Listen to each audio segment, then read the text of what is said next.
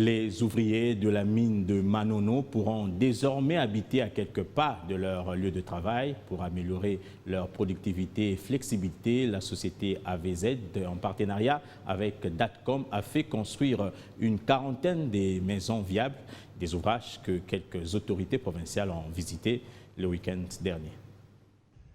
En mission à Manono depuis le samedi 6 novembre, le président de l'Assemblée provinciale du Tanganyika, honorable Vincent Kibombo, et le ministre provincial de la Santé, Dr Setiki Tungwa, ont mis le cap ce mardi 9 novembre sur le camp de base de la société Datcom et son bailleur AVZ. Après un bref séjour au salon d'accueil, les responsables sur place de Datcom et AVZ ont amené ces autorités provinciales visiter la quarantaine des maisons des futurs travailleurs déjà construites et plusieurs autres en train de l'être. Il s'agit des maisons modernes, construites avec principalement des matériaux locaux, l'entreprise Datcom avec AVZ étant résolument tournée vers le social et la promotion des initiatives locales. Des chambres spacieuses avec des installations sanitaires internes sont notamment des points d'or de ces bâtisses censées accueillir le personnel local, ce qui réjouit absolument le président de l'Assemblée provinciale. Nous sommes très ravis de pouvoir visiter ces installations. Ça, ce sont des installations qui ont été faites par la main-d'œuvre locale.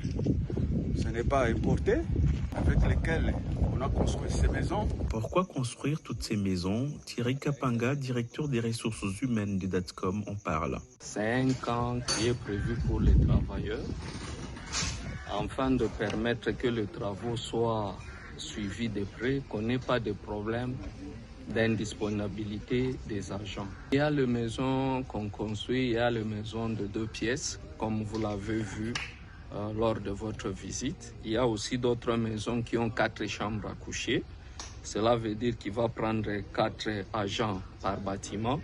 Il y a aussi des maisons de 2 pièces, mais c'est en progression parce qu'on continue à construire.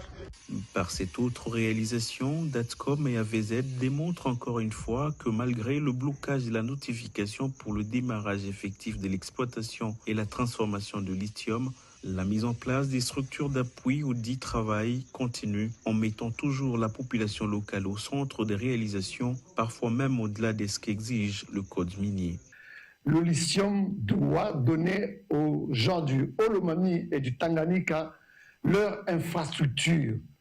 Comme l'a dit un compatriote katangais, ça passe ou ça casse. Il faut que le Olomami se développe. De l'extraction au produit fini, tout doit être fait dans le Olomami et dans le Tanganyika. D'où le vœu de toute la communauté pour que cette notification soit faite et remise à Datcom le plus vite possible pour booster véritablement ses activités.